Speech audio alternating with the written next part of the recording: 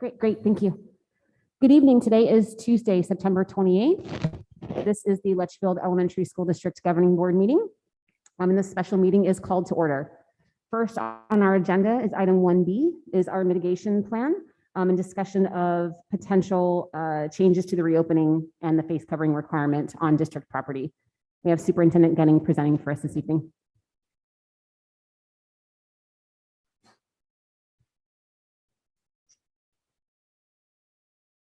It's on, right? Okay, perfect. Thank you. Madam President, members of the governing board, we had approved the face covering option back in August with the opt-out, and just coming to you tonight because that time frame has come to an end, and we would recommend that we just continue on in our current status. And we definitely saw a drastic change in our number of people being quarantined with that implementation. So we think that it's very manageable and would like to continue on. I had one question before we begin. Have we had any schools that have been, I'm trying to remember the specific terminology, an outbreak? I know we had, or I forget what the exact terminology is, but I know we had several right in the first 2 weeks of school. And then it seems like since we've had the mask policy, I'm not sure that we've had any since then. So I just want to make sure that I have that information correct. Yeah, so we did have several in the very, very beginning. There could be potentially one that comes up now. You know, it only takes 2 cases, Right. so it's not very many. So we could have one campus that we're just waiting to hear back from the health department because we always have to submit all of that. Right, before they send the letter out. But Okay. definitely a drastic difference than what we were seeing in the very beginning. I think we had almost, what was it? It was quite a few right back to back. Right, that's what I'm saying. I haven't seen that come through. So it seems like we drastically reduced at least the number of cases that were dominoing in each campus. Okay. All right, thank you, Superintendent Gunning. I will open the floor for discussion or questions.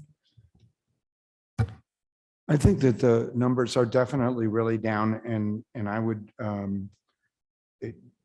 invite, listen to any other comments, but I'm ready to make pending that a motion to continue the existing plan, which seems to be working very well. Okay. Melissa, do you have any comments or questions? Discussion before we move on the motion? No, I think keeping it the same would work for now. Okay. I agree. I think that we have received comments from family members, parents that obviously want to protect their students and now have the opportunity to, and several students in their classes are wearing masks and protecting themselves in that way. We also have parents on the other side that want to be able to make that choice. I think we are seeing the reduction in numbers that we were trying to achieve, which makes us very happy. So I will second the motion to continue the mask mandate as written. I would like to ask, and I'm not sure if we need to amend the motion, that this would carry through until the end of this semester, and then we'll reassess. May I amend that? Yeah, that sounds good. Okay, and we can reassess before then, but we'll just go until then and until we need to bring it back up. Okay, so the motion is to keep the mask mandate as we have it now through the end of this semester. It's been seconded. All those in favor? Aye. Aye. Any opposed? Nay, Oh, excuse me, I'm sorry. it still passes, right? It does not. There's only 3 of us here. What is 3 so, quorum? um, Okay, I amend my vote. Aye. okay, so I'm just going to do this again, just procedurally. The motion on the table is to continue the mask requirement as written through December. That motion was seconded. All those in favor? Aye. Any opposed? Motion carries. Thank you, Superintendent Gunning. Moving on to our next agenda item, 1C, is the Arizona School Board Association bylaw revisions. I hope the other school board members had the opportunity to kind of read through some of the supporting details here in our board docs, but just I'll quickly brief this and then we can move on to the voting. Currently, as the ASBA Board of Directors sits, there is the normal president, vice president, secretary, et cetera, positions. There is also a position for the Black Alliance and one for the Hispanic Native American Indian Caucus. The proposal on the docket for this evening is that we would vote as a board to submit a yes or a no vote to ASBA to allow a second place on the board so that they would have an opportunity for a Hispanic caucus and a Native American Indian caucus to both have board representation, equal representation on the ASBA board.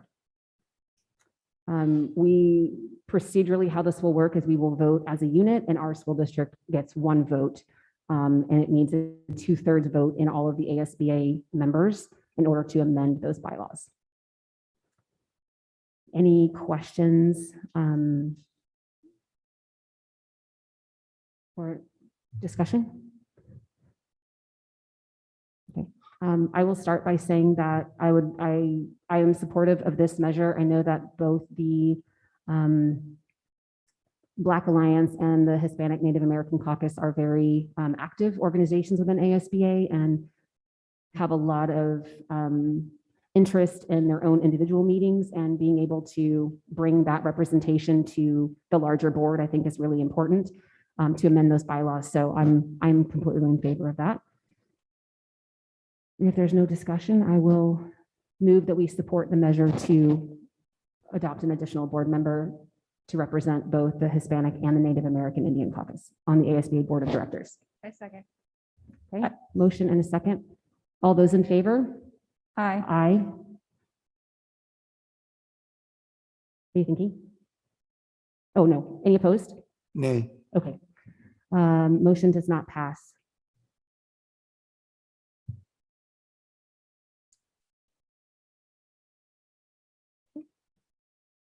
And that is the end of our special meeting agenda. I move to adjourn our special meeting and move into our study session. I second. Okay. All those in favor? Aye. Aye. Any opposed? Motion carries. We are adjourned. Okay, moving right into our study session, I will call our study session to order. First on the agenda is item 2B, through the lens of conscious discipline in Litchfield Elementary School District. Not sure who's going to start the presentation. I know we have a lot of visitors tonight that are going to start, so looks like maybe Jennifer Benjamin is coming up first to the microphone. Thank you for joining us this evening. Thank you for having me. President Clymer, members of the governing board, I'm here to present through the lens of conscious discipline along with several colleagues. So this evening, Tammy Garrett, Luke Jenke, Brian Holzmer, Dr. Kim Hill, Vanessa Zuniga, and John Scudder will all be presenting part of what conscious discipline is in our district and how we support our staff, teachers, and our students. So we're going to start with the foundation. The foundation of conscious discipline is the adult first, child second model, which distinguishes its approaches to self-regulation. The guiding principle of this model is that adults cannot give away what they do not have.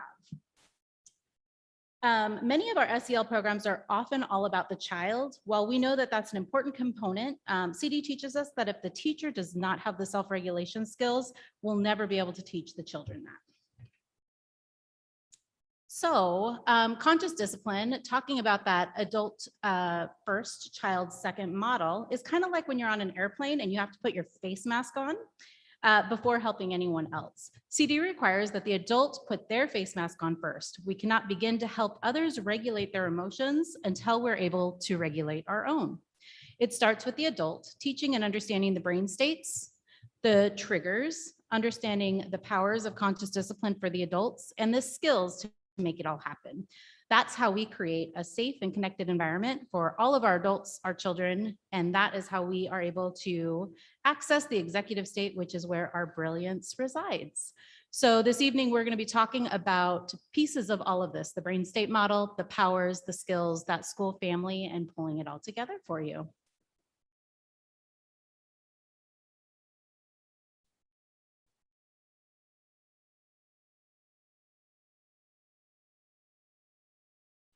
Good evening. So we're going to talk a little bit about the brain states. I'm going to first turn it over to Brian as we're going to talk, start. Okay, sorry about that. Good evening. Take it off. Perfect, thank you. So we're going to start to introduce you to the different brain states. First, Brian's going to take us into the survival state. Thank you. So I'm going to start talking about the survival state, and we use our hand as a model for our brain. And so the brainstem would be located here through your wrist. And in the survival state, as an adult, we want to talk about adults first. And if an adult is in their survival state, they can only do one of two things. They will either punish or abandon the child. The child in this particular state is seeking safety, and the brain is asking, am I safe?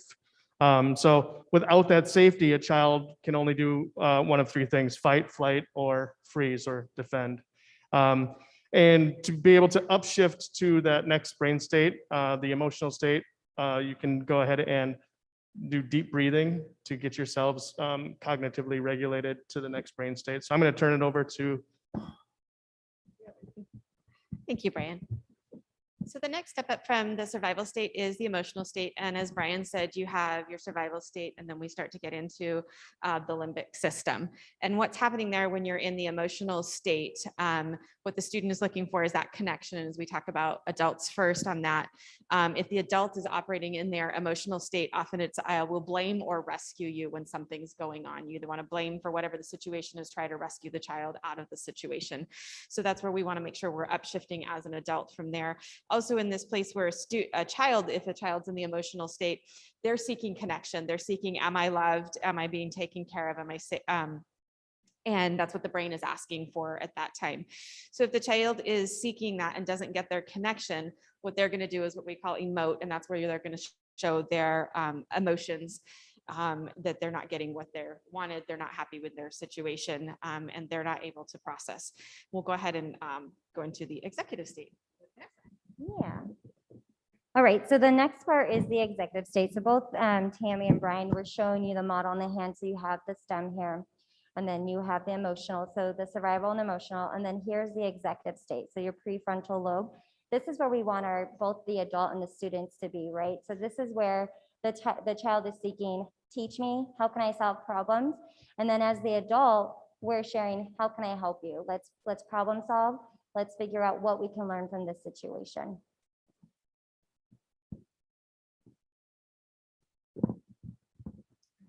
Thank you. And so bringing it back together, understanding the brain state is key, because it's our responsibility to lend our prefrontal lobe to our students. Changing our perception changes our state, which changes our behavior. It's our responsibility to lend that our prefrontal lobe to a student when we're trying to help them upshift to that executive state so we can problem solve. It allows us to access the child's brain state before teaching, learning, problem solving, or addressing a power struggle. It's very important to know about the brain state so that to see that all behavior is a form of communication. And if we're willing, the child's behavior will reveal what they need. And the brain, it's first changing the brain state, then allows us to be able to change the child's behavior. Thank you. We're now going to turn it over to Kim Hill to talk about triggers. Thank you. Good evening. No? Can we? They told me I was going to speak and they didn't tell me I was going to control the PowerPoint.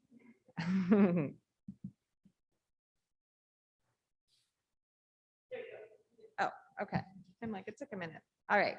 So what I want you to do is think about a time over the last 2 weeks that you downshifted to your emotional state, possibly survival state. We know adults as well as children go in and out of these states every day.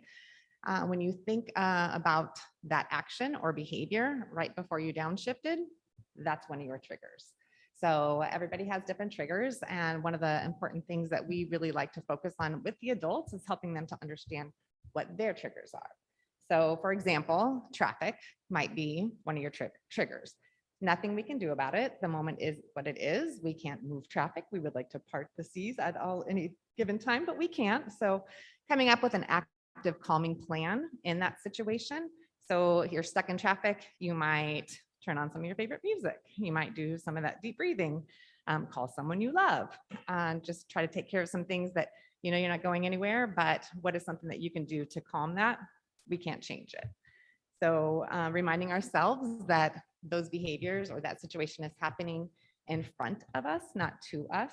So maybe a trigger might be when students are tattling or when they're whining. So like they mentioned before, these behaviors are forms of communication. So when a child is tattling, it's because they don't know what else to do in this situation. So helping to provide them some of those skills. But going back to the triggers, see if I can make this go to the next one. There it is. When we know our triggers, we are able to make sure that we come up with that active calming plan. So like the example in the traffic. When we acknowledge our triggers, understand our triggers, it helps us to stay in our executive state, which is where we are able to do our best processing, where we're able to lend our prefrontal lobe to the students or the children around us. When we teach the children about what their triggers are, it helps them to also acknowledge what's happening in front of them. And then we are able to provide them some strategies to do some active calming with them as well. So, oh, I didn't push that, but I guess it was my time up, right? So when we are aware of our buttons, that helps us, our triggers, helps us be more aware of what is happening in front of us and keeps us in a calm state so that we can address situations that are happening around us. Press the button for the next person.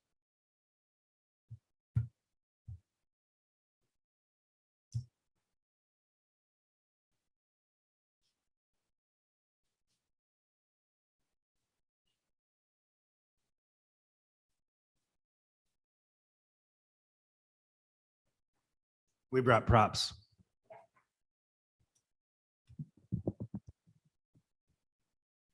All right, so we're going to talk about the 7 powers and the 7 skills, and then also some of the structures that we have in place in all our schools that help to teach those skills to kids and gives them practice on a daily basis.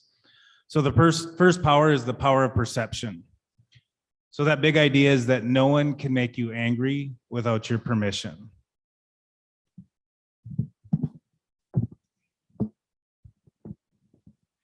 So the goal there is to teach adults and children to take responsibility for their own upset. So when that emotion comes up, that's okay.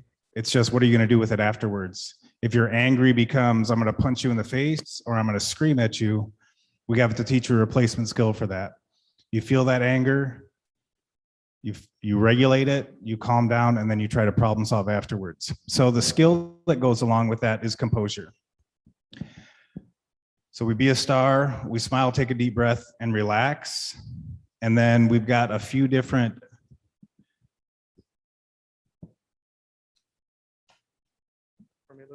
So we have CD structures that we have implemented within each classroom, things that go along with this, things like a friends and family board. We have greetings and goodbyes. We have a safe place, a self-regulation place in each classroom. So these are some of the structures that we have in place to allow students to practice those skills. So the second power is the power of unity. And the big idea there is we're all in this together. So to perceive compassionately and offer compassion to others and to ourselves. So when we talk about that adult first piece, making sure that we are creating that unity with our family as a school, but also creating that unity with our kids and us as well. So the skill that goes along with that is the skill of encouragement. So we're all in this together. Oftentimes in our classrooms, you'll hear teachers say, you held the door open so we could all walk through. That was helpful. So there's things that we have, we're all in this together and our jobs are a part of that. That's part of some of our structures, and Brian has a few more. So another one of the structures that we have embedded into the classroom, something like a school family job board, where each child has a job and feels that they are part of the school family unity and has an active service to put forth to the classroom. And then we've got power of attention. So the big idea there is whatever we focus on, we get more of.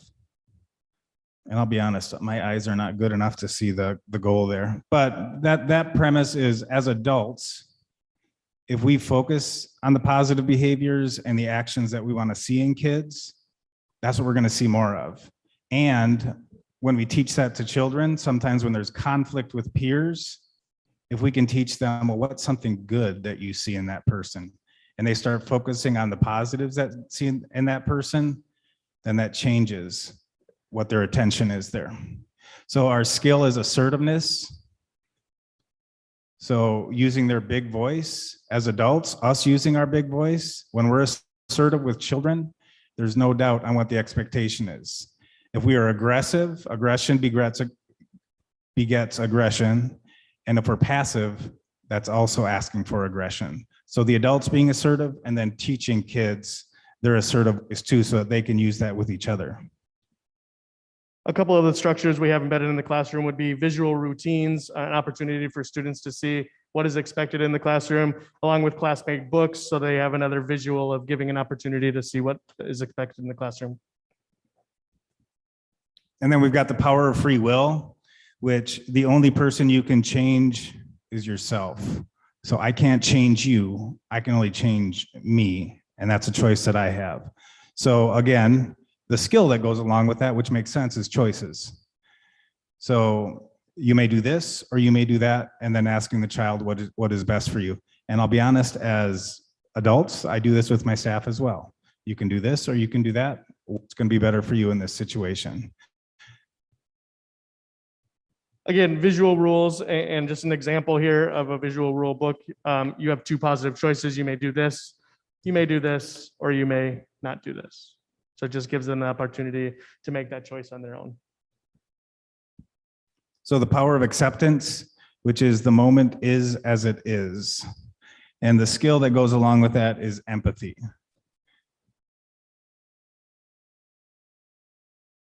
So one of the structures we have would be the We Care Center. Have an opportunity for the students to be able to show that empathy, whether it's maybe a Band-Aid you need or maybe some boo-boo cream to help you out through your day. So.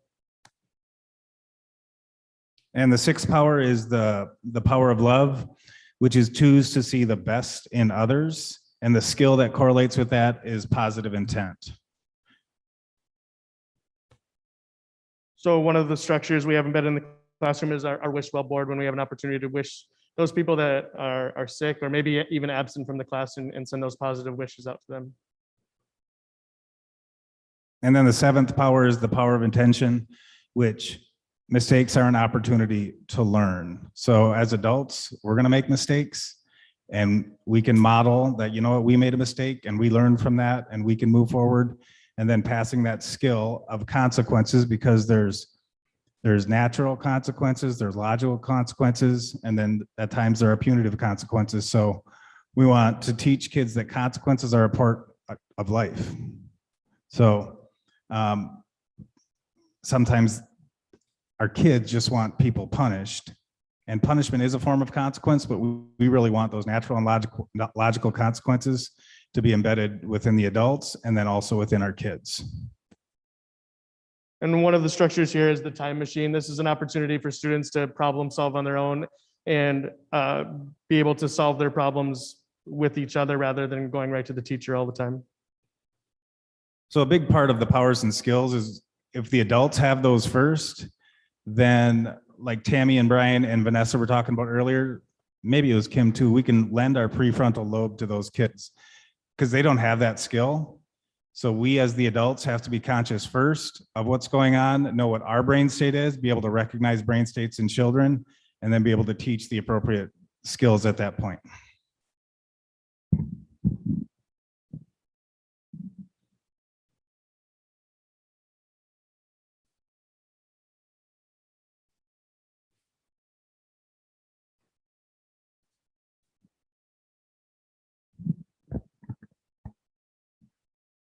Madam President, members of the board, I want to talk, we've been talking about specifics in terms of conscious discipline. I want to shift the conversation to academics. What about academics? Take a moment and think about the best teacher you ever had growing up. Not necessarily your favorite teacher, but the best teacher. Now, odds are, according to a study at San Diego State University, that teacher had at least two qualities. Those two qualities were, number one, they were warm, meaning they connected with you in some way. They got you to feel smart or important or safe enough to take a risk to learn. But they were also, number two, a demander. They challenged you and got you to work at a higher level than you would have worked otherwise. They called this type of teacher in this study a warm demander, a particular type of teacher that has both. Now, this is interesting because they did a multi-year study of 117 effective schools. And what they did here at San Diego State University is they went into a neighborhood and they found two schools, 117 times, where same demographics, but one of the schools was more highly achieving than the other. And then they studied the difference. What's going on at this more highly achieving school, right, that's not going on at the other one? And what they found was the higher achieving school had more warm demanders. Now, this is interesting because if the teacher was just warm, the kids liked being in the class, but they weren't learning any math. If they were just a demander, there were so many behavioral problems in the class, sending kids to the office, parent complaints, they couldn't get achievement either. So I wanted to start with this, or continue with this, I should say, because sometimes this discussion is framed as conscious discipline or academics. I think a more effective framing is conscious discipline and academics. Those two together are what we want. Let me give you a moment to look at the information for this study. So there's a whole bunch of different studies we could have looked at. This, I believe, is the most comprehensive study that was done for social emotional learning. Okay, so this is from 2011. It was actually a meta-analysis. And as you may know, that's a statistical way of combining the information from a whole bunch of different studies, right? So in this case, 213 studies in the different studies went into this DURLAC study. And what they found was schools that implemented SEL, if you look at the first bullet point, had an 11 percentile point gain on standardized achievement tests. So that's reading and math. That's academics. They, of course, also had improved attitudes about self, others, and school, and as we would expect, more positive classroom behavior and reduced conduct problems. So I bring this up because I think if we think about conscious discipline as a tool combined with the rest of our tools to help our kids learn better, it really starts to make sense to me as an effective addition to what we're doing, or actually continuation of what we're doing. All right, I believe that's all we have. So we'll be happy to answer any questions or listen to any comments from the board. Thank you for your time. Thank you guys very much. Lots of great information. I have one question. I'll kick it off and then I'll open it up to the rest of the board members. Luke, it might have been you or someone else that was up there. You mentioned something really important because the majority of the feedback that I receive just as a board member in emails and things like that is the difference between conscious discipline as a social emotional learning curriculum and consequences and punishment. And I think people think that one is replacing the other. And you made mention of, there are still consequences in place, right, at schools. So I'm not sure who's the best person to address this, but how do school administrators use or utilize the discipline matrix and consequences for normal conduct problems on campus that is related but unrelated to conscious discipline, right? They may have conscious discipline in the classroom and on the campus, but certain conducts are going to warrant certain consequences, always. Can you explain the difference and how you as an administrator address those challenges and deal with the students in that? Yeah, I think that's a great question. And it's a very common misperception, like there's nothing going on. If punitive discipline worked, then we wouldn't have the same kids that were in detention or in suspension all the time because they're not learning any skills. We can't punish that behavior out of them. If we believe that behavior is a form of communication, they're telling us they don't have the skill. So then we as administrators have to figure out, okay, so what can we do different from a consequence standpoint that is going to be helpful and help them learn that skill? Sometimes, like on my campus, oftentimes I'll use active service. So if a student is doing something that is hurtful or unsafe to others, then I'm going to figure out something that they can do that can be a help to others or helpful to others. There are cases when if safety is involved, then we do have to do punitive things such as suspension. That absolutely does have to take place. But over the years, if you probably looked at our who was in detention data, it was the same kids all the time. We weren't teaching them anything. And since I've implemented kind of a more thoughtful approach on what those consequences are going to be, whether that's, sometimes it's a discussion. Sometimes that's a problem solving. Sometimes that's peer mediation. I've got peer mediation groups every single Friday with kids that constantly are having conflict with each other. So the consequences, we're going to sit down and we're going to problem solve. So generally after a couple of weeks, they have an assignment. So they have to change their perception about the other child. Their assignment is, when we come and get together, you're going to tell me something positive, kind, or helpful that you saw the other child do. So once they start out with that, then if there's any problems that are still going on between them, we problem solve that. And here's the beautiful thing. Then they try to be problem solvers for each other, because they may bring up, well, now I'm having this problem with this other friend. So they try to problem solve together. So we're trying to teach those problem solving skills to kids and not just sit them off in a corner or you just go sit on the bench during recess. We want to teach them skills during that time so that they can learn that just like they can learn their academics. Thank you very much. Is there any progress on that? What's that? Well, is there any progress in that? Because I just heard that the same kids are in detention over and over. I don't have any detentions on my campus. I don't do detention at all. So you're saying that this is pretty much eliminated that problem? Correct. Right. Now, kids still make mistakes, and mistakes are opportunities to learn. So that's part of my job and my teacher's job. Well, what's the consequence that we can put in place that's either logical or natural? Natural ones are just, like, for example, if Mr. Honak, you and I were at recess and I kept on being mean to you and stuff, and you just didn't want to play with me, but I wanted to play with you, and you just like, no, I'm not going to play with you. That's natural, right? You're just going to stay away from me. A logical thing would be, I'm being hurtful to you, so now I'm going to be given something that can be helpful either to you or to us as a whole. So there may be other places that do some type of a detention, but on my campus, we don't do any lunch detentions at all. If there's any consequences that need to take place, then it's done through acts of service. Anything else? Melissa, questions or comments? I appreciate this presentation because I too have gotten some mixed feedback about conscious discipline.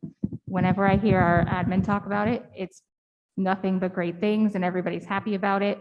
But sometimes the feedback I've heard from staff members that are the ones kind of day-to-day dealing with it, it's not as high always, but it's mixed there too. And I think discipline is the number one thing I hear about, that's the concern of, we've had our hands tied now to have consequences for students. So it's nice to hear that that is still there and we're finding ways to do that, because I do think that consequences need to happen when there's behaviors that need to be changed. But I do know also with a student in this, I mean, my own child, I've seen how conscious discipline has affected her when she's had struggles and how she's worked through the process, and she will do the breathing techniques to calm herself down. So I do know and see that there is a benefit to the things we're doing with these kids. And sometimes parents will be like, well, how come there's no consequence? And we don't believe in disciplining in front of all the kids.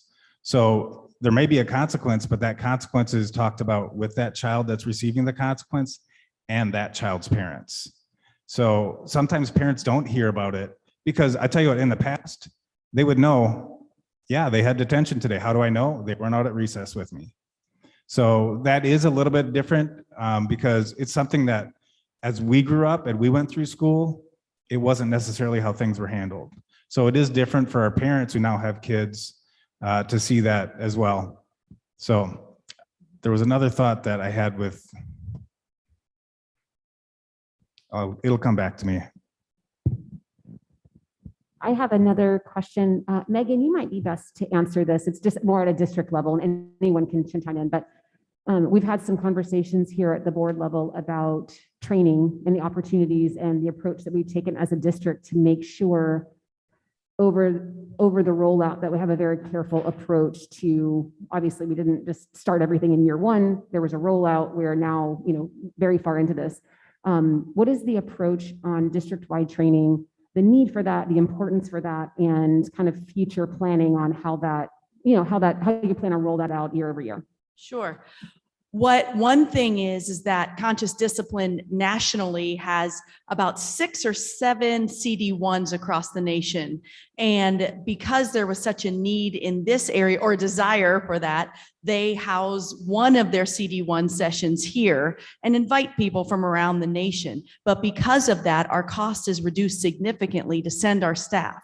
Prior to them being here, if we wanted to send somebody, which we only sent a few because we just didn't have the money for it, you'd have to pay for a plane, hotel, food, all of that. Well, here, we don't have to pay for any of that. They come and they have training here and then go home. And it's by national presenters. It's by the people that are actually doing the research and the gurus in it. So we're able to utilize it that way. The second thing is we've been like this group here, they were just helpers at CD1, and that pushes them to the next level of their own personal practice and helps them lead. So the more we can empower our staff to be leaders and really further themselves on their journey, then they're able to lead their staff, their coworkers, and that. So that's kind of twofold. The more we can send a CD1 and the more we can advance to their next step of their own journey, they're able to also lead.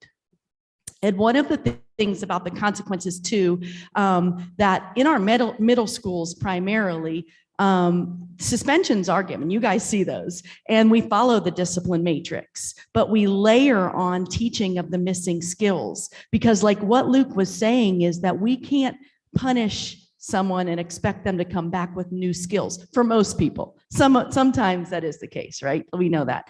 If we get a speeding ticket on a certain road, we may slow down on that road for a little bit anyway, right? But we know that for the majority of children, their prefrontal lobe does not develop until they're 24. So they have those missing executive skills. So we can't punish them in hopes that executive skill just grows. So we have to layer on with our consequences from our discipline matrix, layer on teaching of missing skills and a reconnection to their school family, because we want them to feel that sense of belonging, because we know that connectedness often breeds willingness to follow the rules. So it's a kind of a trifold where we oftentimes follow the discipline matrix, especially in middle school. There are ISS, there are OSS, there are some lunch detentions, et cetera. But then we have to layer on the teaching of the missing skill and that reconnection to their school family and their teachers, so that they go back feeling like I'm worth it. I know I made a mistake. I had a missing skill, but I'm learning it. I'm held accountable like that warm demander, like John was talking about, but that they come back ready to be a part of their school family in a more connected way. Thank you very much. One follow-up question, and maybe Mrs. Garrett would be the best person to answer this one. I don't know. In one of the things that you just mentioned, Megan, you mentioned specifically middle schools, and there's obviously some challenges with middle school discipline that elementary school may not have.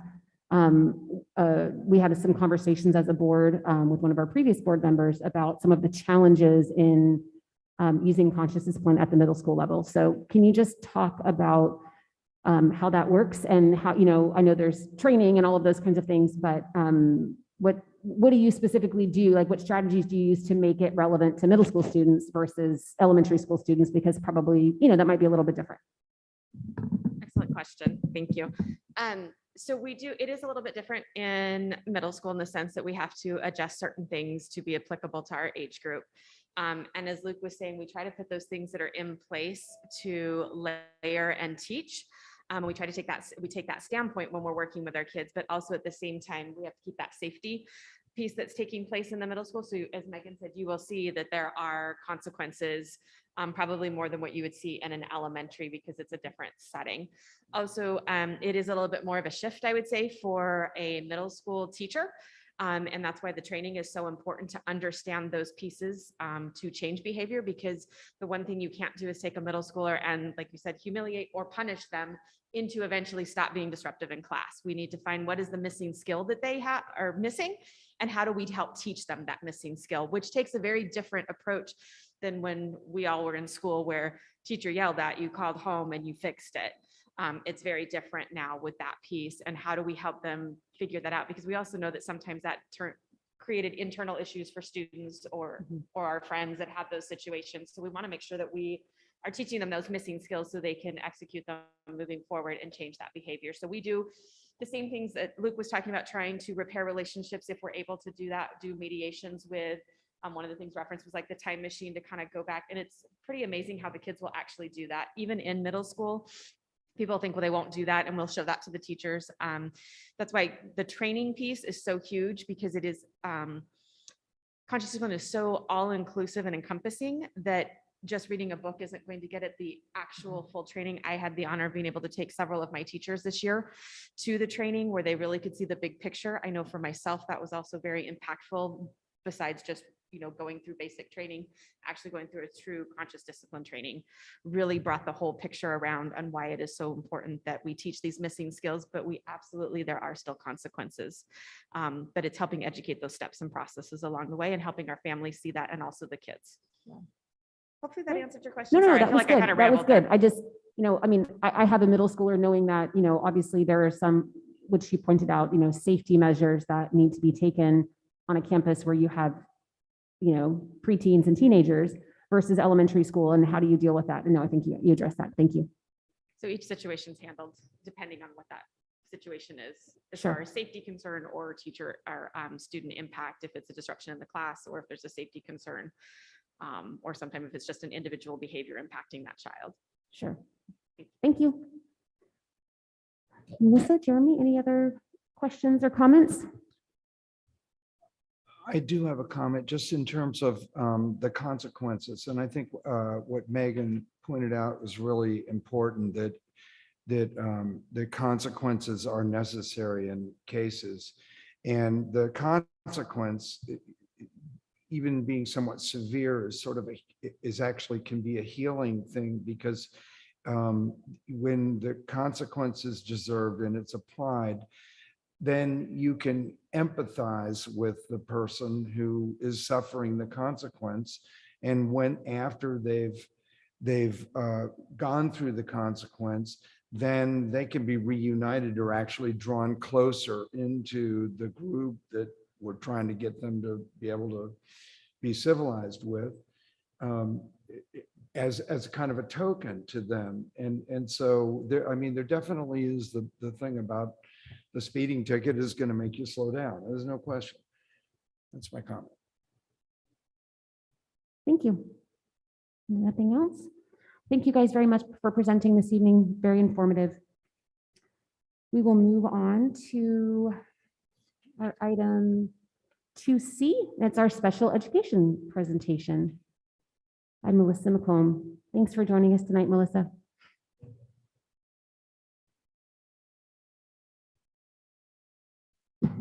Just what she wanted. You have what, 15 minutes to present everything you know about special education, right? Oh, do I have 15 minutes? No. I'm totally kidding. I'm totally kidding. I'm just saying, yeah, tell us everything that you know in this very short period of time. So no, we have high expectations. Okay, so it was good to have conscious discipline right before this, because I was reading my anxiety over there. So old me is over there saying, I'm so silly for being anxious because this is not a big deal and there's many worse things I could be doing. Conscious discipline me says it's okay to feel anxious, take a deep breath. So if you'll take a deep breath with me. All right, so good evening, President Clymer and members of the governing board. I'm Melissa McComb. I'm here to present on our special education department and give you an overview. Where is it? Oh, there it is.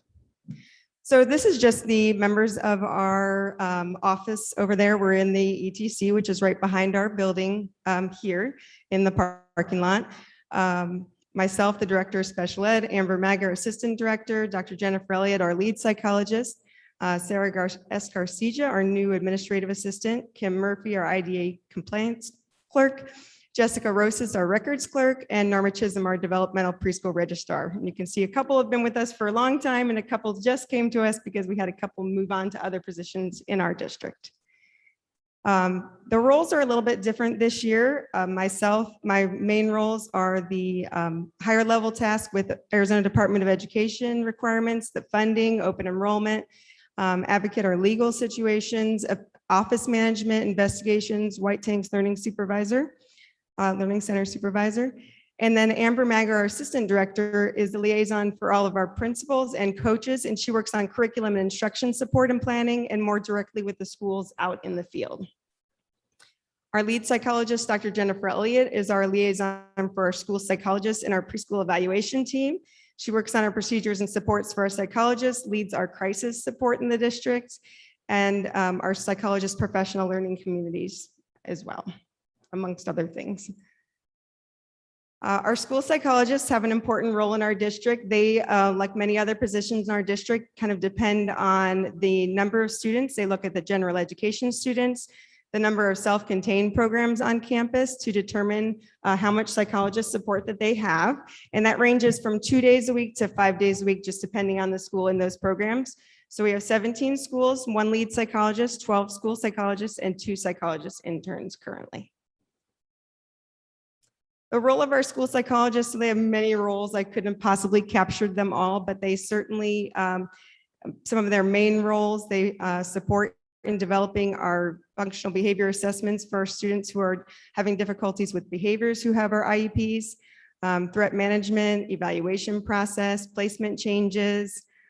They provide additional support for parents and interaction, our alternative assessment, and they also provide crisis support on our campuses when there is a crisis with students or staff members.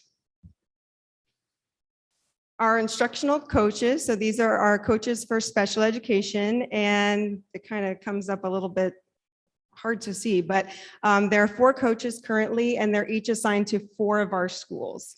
And so they work with those schools in different ways. Megan Chavez, Paige Aiken, Amanda Sato, and Bruna Presh. And they do different things with the schools. They again help with developing plans when students are struggling in their self-contained classrooms with behavior difficulties. They help with data collection for additional support for students. They work on IEP compliance support with our teachers, data collection, instructional planning, our programming. When Megan and I were doing our BCBAs, we developed program assessments. So they use those program assessments with our teachers for coaching to make sure that we have high-level programming.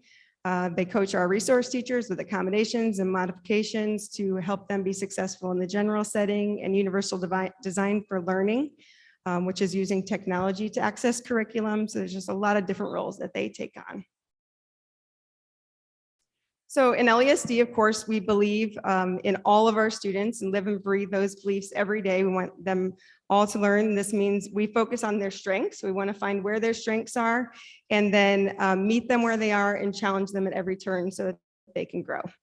We believe that all children need to be with their general education peers to the greatest extent possible. And so we're always working to make sure that we look at each individual child and their needs and then get them into those settings individually at the rate that they can be successful. So this is a continuum of services, and sometimes it's new to those who don't know what the least restrictive to most restrictive. So students start in general education with consult support from a resource teacher, and then they would build on more instruction with the resource teacher depending on how much support they need. That continues to maximal resource support. And then when they get to a certain level, which I'll go into in a minute, then we have their self-contained programming, which is a little bit more specialized or a lot more specialized.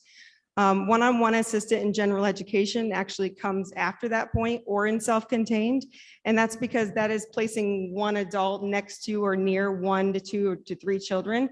And that can be extremely restrictive because it does place that adult between the peer and the child. And it also can have that dependence on looking at that adult before looking to the teacher or to their peers. And so sometimes people don't know that that is actually more restrictive sometimes than self-contained programming, where we can give them the skills and then give them that access to the general education classrooms without needing that support.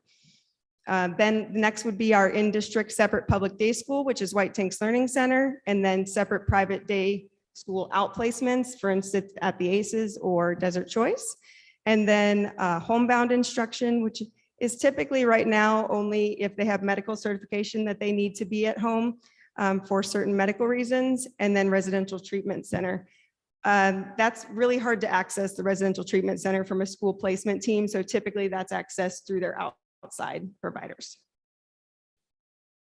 So resource services are that first I talked about. So level A means that they're inside the class for 80% of the more of the day in the general education classroom. And then level B means that they're inside the general education class for 40 to 79% of the day. So they're spending a lot of time in general education, and the special education teacher may push in for services or may also pull out if that's needed, just depending on the child's needs and the child's strengths and how they learn best. They work on anything from all academic areas, social skills, positive school behaviors, self-help, self-advocacy skills, you name it, they're working on those skills with those students according to our IEPs. So our resource services at the elementary level are level A and B, and those for 12 schools, which includes our K-8s and digital learning. We have 13.75 teachers, 16.25 paraprofessionals for 407 students, average caseload 29.6 from K to 5, and the range is 25 to 37. It just depends on different enrollment at the different schools. At middle school, it's level A and B is 7 schools, so includes our K-8 again and our DLA, 14.75 teachers, 18 paraprofessionals, 301 students. The average caseload is 20.4, and the range right now is 21 to 28 per teacher. Let's see where I am here. Any questions before we go forward, or we want to save them for the end? Better for the end? Does anyone have any questions so far? We could also open it up in the end, but Okay, no always at questions the so end. far. All right. So next would be our self-contained programming, which are our level C. That's that next level we talked about, which is inside the regular class less than 40% of the day. So they're spending a good deal of time in that self-contained classroom. They also may be going to that general ed setting, but again, it may be with that support from the self-contained classroom. And they may be offering quite a few modifications and accommodations for them to access the education in that classroom. And then level D is our public or private separate day school for greater than 50% of the day. So self-contained teachers also, again, work on mainstreaming to the greatest extent possible. We have students in our classrooms that go from all levels, from completely not able to mainstream at this time due to their needs, all the way to, spending a good chunk of the day and almost being to that level B of service, but still in that self-contained setting. So it's all individualized based on the student needs. They work on academics, behaviors, self-help skills, social skills. Again, you name it, they're working on it in those programs to help students with independence and positive school behaviors, and of course, academics. So just a little bit of overview of some of our programs. In our self-contained settings, we do have a very good reputation for our programs. People come to us from out of state for our programming because we've worked hard to build those, and we continue to work hard to build those programming. Our STRIDE programs, which are structured teaching, research-based inclusion and data-driven education, that's a mouthful, are located at Corte, Dreaming, Mayville, Scott Libby, and Wigwam Creek, and they focus on a structured teaching environment, which often works for children with autism and other developmental disabilities. All of our programs are cross-category, but they do tend to speak to certain needs, and that's how they're designed. So we use a lot of visuals in these programs, a lot of structured teaching, pieces of applied behavior analysis, positive behavior sports. We're working on social skills, inclusion, lots of visuals, and making sure that it's just a very highly structured environment. Our labs programs, lifelong academic and behavior strategies at Roby, Rancho, Verado Elementary, and Verado Middle School. These programs the students are academically and cognitively ready to learn, but that the behavior and social skills are what's keeping them from being successful in the general ed setting. And so we are intensely teaching the academic skills to make sure that we don't create gaps there, while also pouring in the behavior and and social emotional skills so that they can mainstream back into the general setting when they show that they have those skills and have been practicing them successfully. White Tanks Learning Center is also falls under, most closely under a labs program. It is focusing on similar needs as the labs programs, but at that point, the intensity or severity of the behavioral needs are a little bit higher. And so they're needing more support. And that could be social emotional behavior. It could be physical behavior. It could be, I said social emotional. And so what we're looking for there is that they're learning those positive and safe behaviors so that they can return to the level C campus. And so also, again, though, focusing on the academics because we don't want to create those gaps so that when they get back through to the level C and to general education, they don't need to save face by having those behaviors. So SAILS is our social, academic, inclusion, and life skills programs at Palm Valley and Thomas Heck. And these programs focus on our needs of our children with intellectual disabilities and multiple disabilities. They meet their needs through sensory, academics, functional academics, daily living skills, social and communication skills, and also, again, focus on that mainstreaming into general education and also peer tutoring coming into the classroom often in these programs as well, which I'll mention later. And then Litchfield Elementary School has our medically fragile program. It's just one in our district. It is K through 8. And the students have specific medical needs that require a safe, clean, sterile environment. And there is a classroom nurse staffed. And then there are students who have needs that are so great that they actually do have medical certification to have one-on-one nurses with them throughout the day in that classroom as well.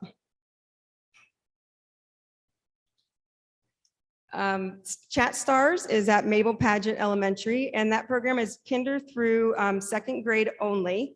And it is a program when the language delay is so great that they are not able to be successful in the general setting due to that language delay being so great.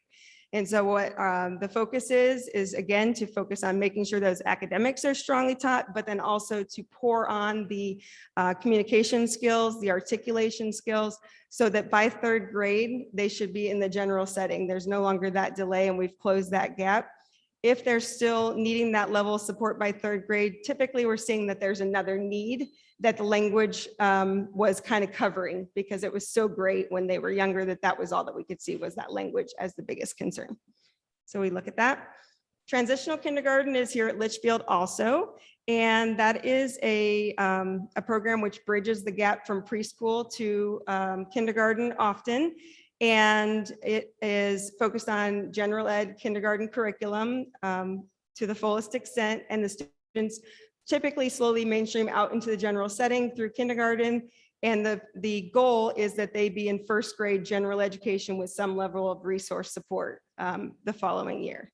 So it is just a one-year program. Sometimes students do need more supports, and we look at that after, but typically the goal is just a one-year program. The inclusion-based programs are at Western Sky Middle School, and those are a full-time academic focus that bridges that gap from elementary to middle school. So they focus on, it's kind of like a resource self-contained at that point, where it is academic all day, but they do build in the social skills and self-advocacy skills. These are students who are often in general ed with resource support at the elementary level, but going to middle school and having 6 different teachers and 6 different transition periods and being in the larger classes would have caused that them to be off track, or that would have kind of swallowed them alive, I would say. And so it's providing them that support in that small classroom. They go to general education for any amount of time, depending on the student.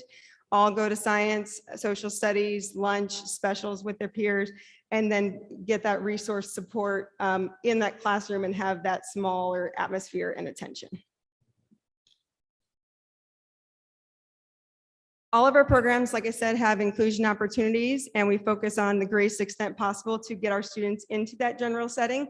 And this can be for academic, social, or behavioral skills. We look at the strengths and abilities of our students and see where the best place for them to build in the general education setting is and what skills they need to access and are able to access when they're there, and we build from there. And also, hello. Okay.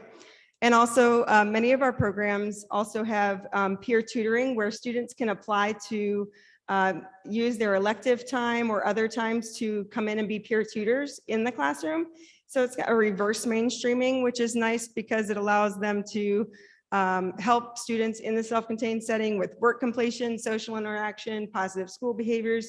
And the most important thing we see from that is actually friendships that develop for them beyond the self-contained setting. It kind of allows the child that's in that self-contained setting to be in their comfortable place and have the peers come to them on their turf. It gives them that confidence and often creates honestly popularity for our students on those campuses. Everyone gets to know them, and it's a very coveted special to have. Some of the trauma-informed practices that we use in special education, we of course definitely use conscious discipline also in all of our classrooms. We know that connection and safety is important for all of our students, but this is really magnified with our students that struggle. When they don't have the confidence or they've had that struggle throughout time to learn, that can often impact their ability to connect with others, and it can impact their ability to feel safe in the classroom. So we know that when they can feel safe and they can feel connected, then they can learn. And that's super important as our #1 in all of our classrooms and programs. Also this year, we implemented Ukuru. We're in the beginning of this still right now. We had 13 trainers that were trained, and Ukuru is a technique of offering comfort versus control in a crisis situation. And so when we know that a child is in crises, and these are our students who do struggle, that we're offering comfort to give them space in that situation rather than coming into their space. We're thinking about the things that may offer them calm or regulation. And then once we can get out of that survival state, then we're talking about maybe the situation that got them there. And so that's even a hard one for me sometimes, because of course I'm trained as a BCBA. And so sometimes that can be difficult, but it really is changing that mindset of when a child is in crises and they're maybe out of control or aggressive, we want to get out of this situation in a way that I don't get hurt and they don't get hurt. And my biggest goal is that I don't need to put my hands on them or do a CPI hold. And so if I can get out of that situation by saying, hey, why don't we play some basketball while we talk? And they're willing to calm down while they play some basketball. And at first they're kind of mad and they're throwing the basketball, and then they start, taking some shots with me. And now we're talking about the behavior. Now we're talking about what got them here, what we're going to do to fix this problem, how we're going to solve it, if there's going to be, a natural consequence or a logical consequence. And that is the focus. So the focus is not on having that control of I need to win this power struggle, but more of what comfort can I provide right now so that you can get out of your survival state and into your executive state, and then we'll be able to talk about the problem we're having. And so we're working on that right now. And then it does involve specialized mats that are used as well for blocking so that the staff can move away if a child is becoming aggressive, again, rather than it's one more tool to put in place before a CPI hold would be used in a dangerous situation.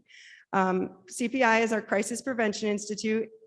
We're trained to de-escalate first. And again, so we have conscious discipline that works on that de-escalation of that upset. We have Ukuru that has more trauma-informed practices that add on additionally to conscious discipline to de-escalate, and then CPI as well. And so we know that if we do get to that place where we do have to place our hands on child, we have to do a hold, that we have done everything we could possibly do, and that is truly a last resort. Because we know it's best if we can handle it in a different way, especially due to the trauma that students already have in their lives often when they're in these situations, and then the trauma that causes, for us during that situation. So preschool services, we had different preschool services, so they range in least to greatest. The first would be preschool services only, so that just means they're just coming in just for that service. It's often speech, but it's not only speech. And it just means that they may not be provided a classroom setting. They don't need a classroom setting in order to practice that skill. So we're not providing them preschool. It may be like just articulation, for instance, where we can practice and drill those skills, but it don't necessarily require a preschool setting to practice that skill. Next would be the inclusive setting, where we place a student in our community education preschool classroom for 2 days per week. And that gives them that setting to practice some of those skills that they may be working on.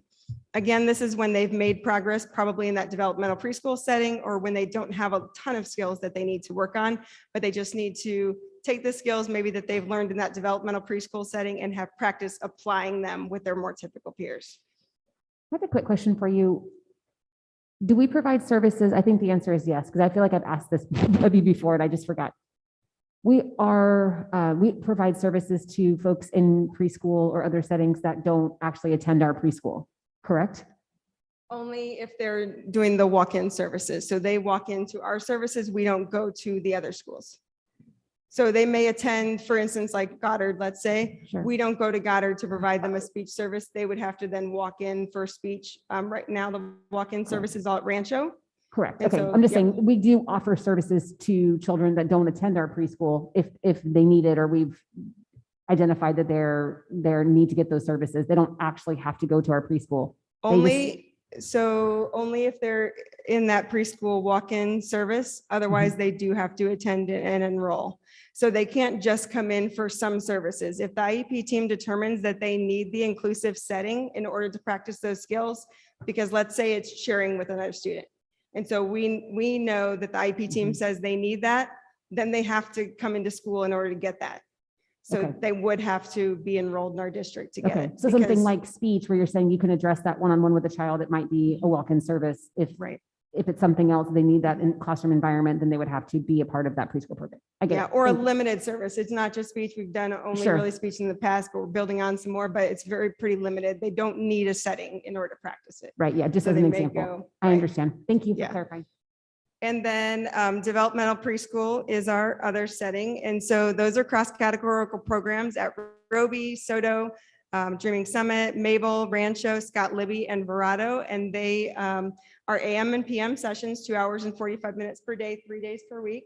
And they work on adaptive skills, communication skills, social skills, positive behavior skills, beginning communication, those beginning academic motor skills, pretty much anything to basically set them up for their least restrictive environment when they get to kindergarten is the focus. We have a preschool evaluation team that has a psychologist, a special ed teacher, a speech pathologist, an occupational therapist, and a physical therapist. And they have a few different roles. They complete our transitions from AZIP, which is the under 3 services in the state of Arizona, that they transition those students into our program, as well as they also do our child find procedures. So every 45 days, they have to hold a screening, and they have around 9 to 15 students per screening that sign up. And then they complete evaluations for any failed or at-risk screenings, as well as any students who may have come and they didn't need to go to screening because they already had an outside diagnosis, such as autism or ADHD, something that was already diagnosed outside. They don't need to have that screening. We already know that they definitely will likely qualify for that evaluation. And so they do about 200 evaluations annually, that team. That includes doing all of the evaluation and setup, and then meeting with that family in order to determine the eligibility for the student, develop the IEP, and determine the services. Our related services, which include speech, OT, PT, and then vision and hearing services, which I'll talk about a little bit later. They're all push in or pull out depending on the student needs and abilities, and they're all services are based on their needs as well. Often our students do still require outside services as well. And so that's, kind of the responsibility of the parent to get those services if they're needed. School therapies only go so far. And then one of the things I've talked about here before is that school-based therapy is one of the biggest focus points, especially in our self-contained settings, is to make sure that our teachers and our paraprofessionals are empowered with those skills so that speech therapy or occupational therapy is happening all the time. We know that those are therapies for the students who need them that are ongoing needs, and that if we only do speech therapy, 4 times a month for 30 minutes, those students who need to learn language and communication are not going to develop those skills. And so part of that is working with the actual student in order to determine what is needed, but an even bigger part of that is making sure that the paraprofessionals and the teachers know how to keep those therapies ongoing day to day throughout every day. So speech services, we do have a speech lead. So our leads for related services are a little bit different. They support, but they also have full caseload. So it's a stipend. They support the speech therapist with problem solving, training, scheduling, IEP compliance, and they also have a caseload. Speech therapists address communication, articulation, expression, receptive skills, and speech can be standalone or as a secondary, and you'll see there are numbers. So there's 10 speech and language pathologists or technicians, 4 SLPAs, 857 speech IEPs, 230 of those are speech only as their service. Their average caseload with SLPA support is 105, and average caseload right now with SLPA support is 80.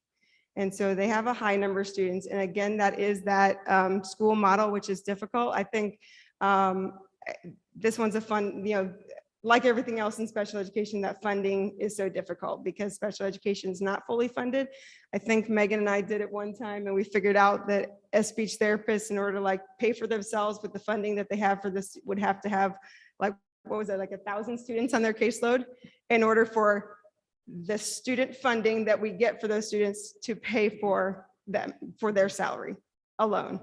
That's how bad, funding is for special education. And so sometimes we look at, again, high caseloads and, low services. Again, that's why the outside services come in and why it's important also to find other ways to continue to build our skills in the services. And I will say those numbers are based on, so those are getting high right now. Like right now, Megan and I are monitoring those, and when they get not too much further, we would be looking to add another 0.5 support. So those numbers are based on where they are right now, and that's about close to full right now. And then what we do is, because they're contracted staff, because there's not enough speech and language pathologists in the pool, we add them as we need them, not ahead of time. And so we can kind of add them throughout the year as those numbers go up to save that funding until the time when we definitely need it. Occupational therapy also has a lead. She's the lead for occupational therapists and our physical therapist, since we just have one. And then she is also our lead expert in assistive technology and universal design for learning. That's Sherilyn Allen. And our occupational therapists address fine motor, gross motor, sensory, adaptive skills. OT services cannot be standalone, so you can't have just occupational therapy like you can speech. It has to be a secondary need. We have 5.5 occupational therapists and 2 CODAs, certified occupational therapy assistants. 359 students have occupational therapy on their IEPs, and their average caseload is 60.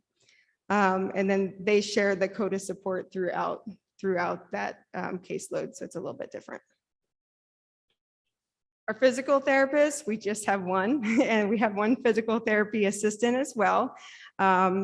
And we've continued to watch that, but the number has stayed where it's manageable. Some students are, let's keep in mind, any of those students can range from consult services, which would just be that check-in, and sometimes at that middle school level, and that's any of our services, speech and OT too. Those numbers would include that, all the way to more the higher level of service. Physical therapists address gross motor skills, muscle strengthening, motor planning, stretching, positioning, ambulating, and balance, amongst other things. And again, we have one right now, and she has a full-time physical therapy assistant, and she has 57. They have 57 on their caseload, and also she is part of the preschool evaluation team.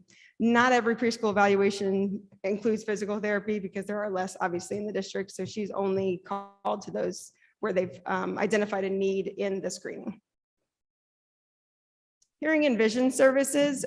So these are all contracted through our Desert Valley Regionals Cooperative. And so they are all based on a fee for service per student. And they give us the teaching based on the number of students that we have. So they come in, they work with the students, they work with the teachers to provide that support. And that kind of fluctuates throughout the year based on the students that are enrolled and what their needs are.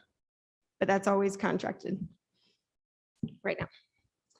The critical role of the principals. So our principals are super important in special education because it's a huge department. And as we've continued to grow, we do have our supports in special education, but also the principals definitely, they want to be knowledgeable of their programs and they need to be, of course. So they are the primary supervisor of their special ed teachers and they're the secondary supervisor for the paraprofessionals. So supporting right on that campus. So they're right there to make sure that they're involved in their classrooms.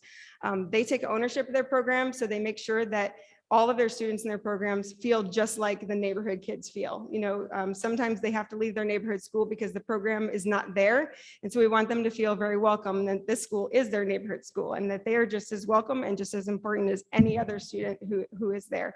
And our principals do an incredible job of creating that feel and that atmosphere and building that with the general education teachers and with the entire team and families. They're the first contact for parents beyond the teacher and caseload manager. So not everything is coming to our level. They have knowledge about the program assessments if there are some, so that they know about programming. They may not be the experts in it, but they know what they should expect to see when they're walking in. And the one thing that's great is a lot of our administrators have been with us through the years, so they've just become better and better experts over time in how to support our students and how to support our programming, which is great. They're knowledgeable about the IEP process and the paperwork. They're our admin rep in our meetings, so they know what needs to happen in our IEP meetings. And they also are knowledgeable about the students and what their needs are so that they can walk in and support at any time. I definitely know if you walked in and asked our principals, you know, who's in their programs and what their names are, but they could rattle them off just like that. They're in the programs and they definitely know our students. And they definitely make them part of their campus, and we want them to feel at home. And I think that we do that very well. So just a little historical perspective. We had this on our slide from last year when we looked at, I think it was when we were looking at the enrollment of 2011-12 compared to 2021. And special ed had not dropped, but we also have continued to grow this year. So just capturing, you know, where we are this year, in 2021-22, it's a little bit different because we're not comparing apples to apples because last year was February and this is September. So you'll notice, for instance, like our self-contained programming is down there, but that is because by September, then we enroll probably somewhere between 60 to 70 more preschool students as they get evaluated and placed throughout the year. So that number goes up through the year because of move-ins and other needs that develop also, but our biggest jump is with our preschool students that are tested and brought in through the year. That hasn't happened, by September. And so still, even with that and being in September, we're at plus 27 of where we were last year. So we've definitely seen that enrollment. We saw it stay actually for the most part during the pandemic. Some did drop. And then they've come back and they've come back in drones. So we did close a couple programs that we had opened, and probably next year we'll be reopening those because those numbers are back up again. So just to finish, definitely we believe, and I believe strongly, everyone in our department does, that every child can learn. It's just not in the same way as each other person. And so that is our focus in helping every child learn. And I'd be happy to answer any questions that you have. Yeah, I have one question. You talked about the various self-contained programs and they're housed on different campuses, obviously, because they can't all be on one campus. Is self-contained, I know you went through sort of the levels of services that you provide. So is self-contained the first level, if that's the right word, where students might be sent to another campus or offered a spot someplace else because all of the other things are done at their own campus, and then from self-contained on, that's where they may be transported to another campus to get a specialized service? Yes, resource services are available at every campus. Okay. So if they needed a special level of self-contained programming that wasn't available at the campus, that's when they would need to go someplace else. Yes. Okay. Is that evaluated on a yearly basis, or does that now just become their new homeschool, or how does that process work? So it's an IEP team decision that they require level C programming, which is that greater than 80% in that self-contained program. The actual location is truly a district decision. So there's two different things there. Placement is the level of service, which is C. We decide in the IEP team. The location is actually a district level decision. So sometimes we will have to change that when, we have to add more programming and we may have to shift, homeschools. So sometimes we do need to look at that in the summertime. Or if one program, halfway through the year was very low and one was high, we may have to overflow to this one for this year, but we often in developmental preschool, we end up having to do that. In the summer, we try to shift them back towards their homeschool if we're able to. And then if the program moves, obviously that changes. Besides that, every year in the annual IEP meeting, the IEP team meets and discusses whether that level of service is still appropriate or if they would require less service. So we do have many students who do go from level C to level B. And at that point, and that can happen anytime during the year, it doesn't have to happen in summer. The IEP team could meet and say, because they're going to level B at this point, and that is available at their homeschool campus, they may move back to that homeschool. And typically we do that in a transition process. It just depends on the child and the situation. Sometimes it's a next Monday, you're going to start there. And sometimes it's a half-day transition to move them back, but hopefully, successfully. So that can happen anytime. Okay, But thank it's you. definitely, Any other questions or comments? Yes, one question. With the peer tutoring, are the peers generally in the same grade or not? Or So because the classrooms are often 6th through 8th grade, then they have 6th, 7th, and 8th coming in. So for instance, like at our programs, our sales programs at Thomas Heck, they have students who come in throughout the day. So when 6th grade specials come at that time, some 6th grade students come in. When 7th grade specials come in, 7th grade students come in. 8th grade students come in. And so essentially they have students in their classroom that are from general education, assisting and peer modeling and working with them throughout the entire day. So you can really walk into our programs at Thomas Heck, same with Wigwam Creek, and not see general education peers in the classroom. They're in the classroom throughout much of the day. is there any tutoring going on where, say, 6th, 7th, 8th graders are tutoring 5th graders in a school like Heritage Elementary or whatever, where they have all the grades? So I'm not sure if that might be happening, for instance, like in general education, like an active service, or to help student with like leadership, developing, leadership skills for students who are struggling. Sometimes that's a good job for them, is to go in and be a peer. We don't happen to have any self-contained program. We have a developmental preschool at Bell and Soto, but besides that, the size of those two schools does not allow us to have any self-contained programming there right now, because they are, as you know, busting at the seams with the students that they have. And so there's just one program there. Thank you. And your presentation was very impressive. Thank you. I mean, it was I appreciate a it. massive scope. It's amazing. Thank you. Thank you. Very good. Informative. Jeremy took the words right out of my mouth. I was going to say that this was a lot of information, and thank you so much for putting it together. I don't think people even have a clue usually how much goes behind with special education. I have a very soft spot in my heart for special education teachers and special education programs that go back to my younger brother, and he grew up in special education, severe disabilities. So, and then my daughter also participates in the STRIDE program at Corte. So thank you for sharing all of that. Hopefully everybody got that we're lacking funding in the state, and that we all need to advocate for more funding for our special education program so that we can make sure we're meeting the needs of our students, because these kids probably are the ones that need those smaller groups more. And we just saw with your numbers how some people have very high caseloads. And I applaud all of them for the work they do and love them all and appreciate them all so very, very much. We do too. Thank you. They work really hard. Yeah, you have built a very impressive program. It's not just us that feel that way. I know that your open enrollments and requests to enter our program for folks that live outside of the district go up and up every year. And unfortunately, we're not able to accept them all because we just don't have the program, the skills, and the staff to be able to do all of that. Excuse me, not the skills, the programming, the space, and the staff to be able to handle all of that. I wish we could, because I wish that,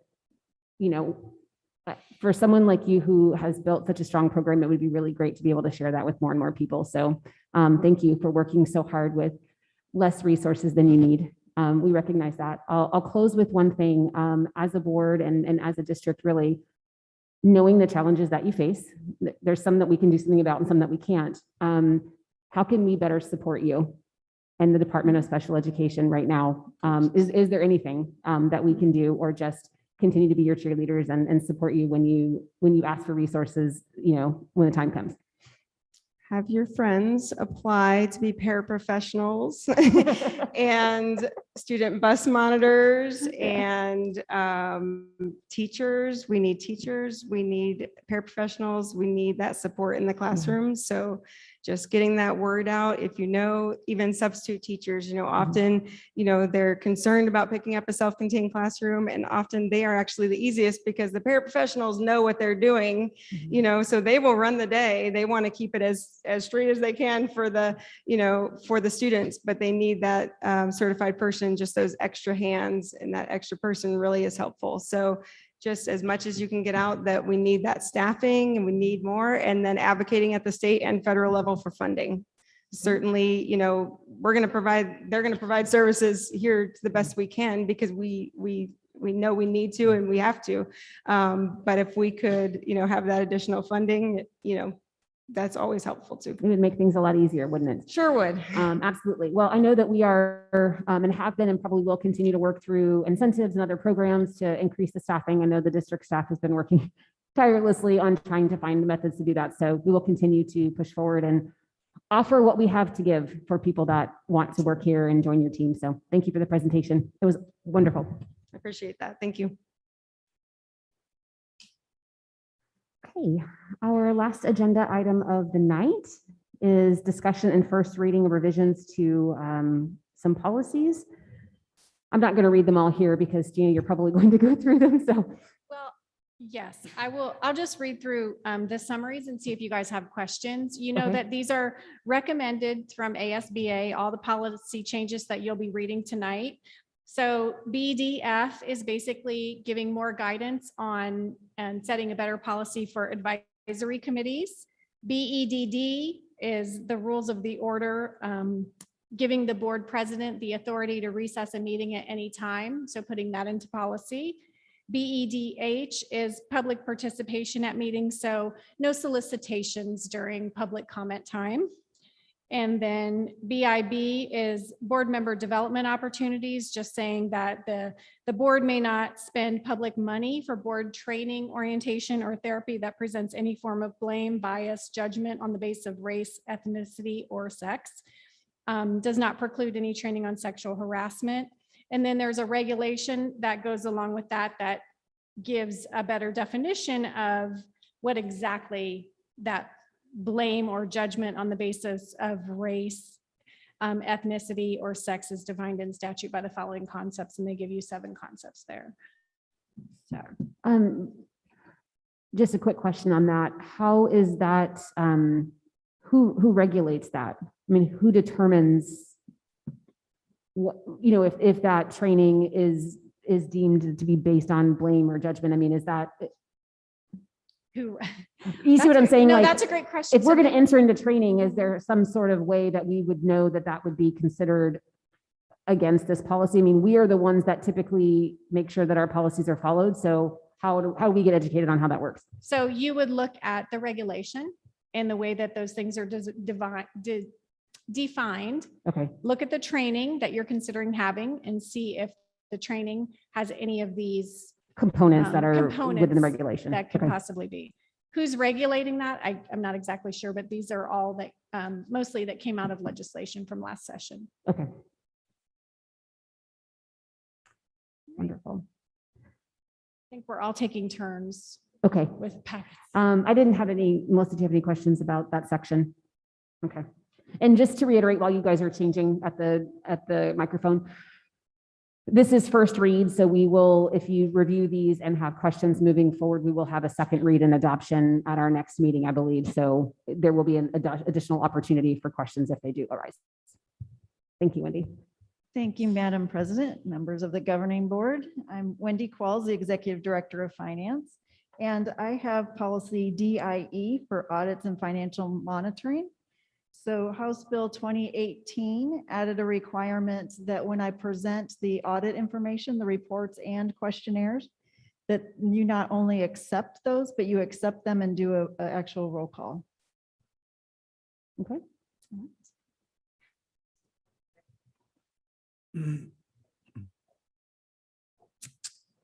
Hello, Madam President, Governing Board members. I have a few to bring forward today for first read. The first one is policy EEAEA, and that is amended relating to driver's license for school bus driver applicants, requiring them to possess a commercial driver's license or an acceptable alternate or described in statute. And basically what this says is the only change in this is that the applicant may possess a driver's license issued by another state if that state is adjacent.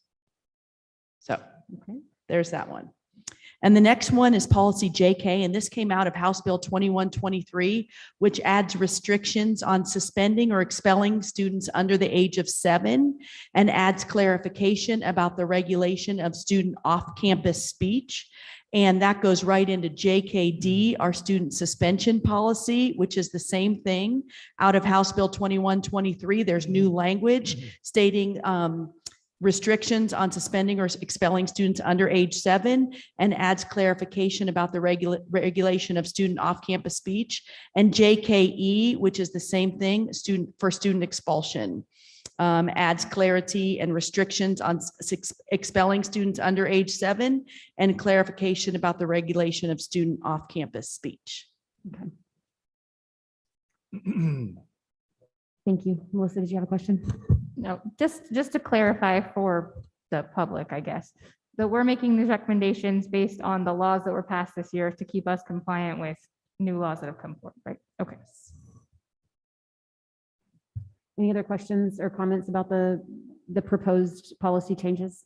The one, hang on a second, which one is it?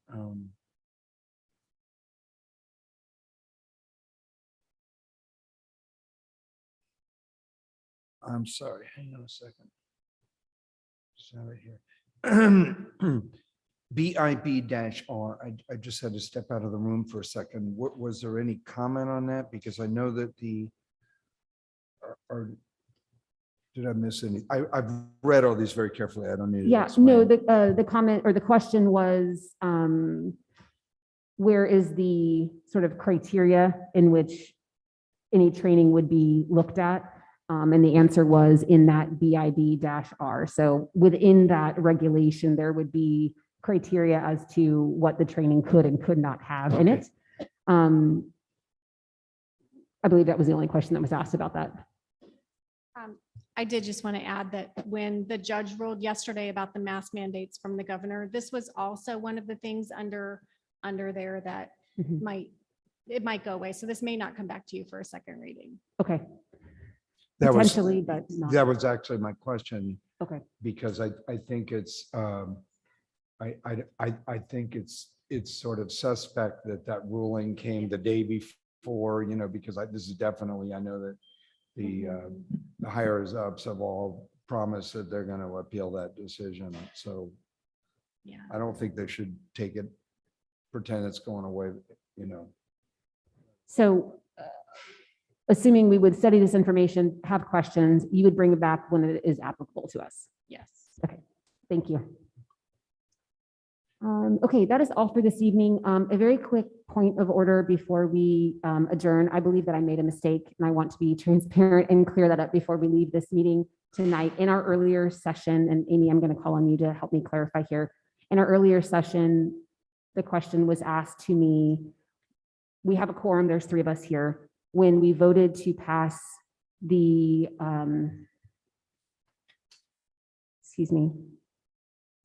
the item 1C in the Arizona School Board's bylaw revision, we had a majority of our quorum, 2 of 3. I made the mistake and said that it did not pass because we did not have all 3. In fact, it does pass. We have a majority of the quorum that is here.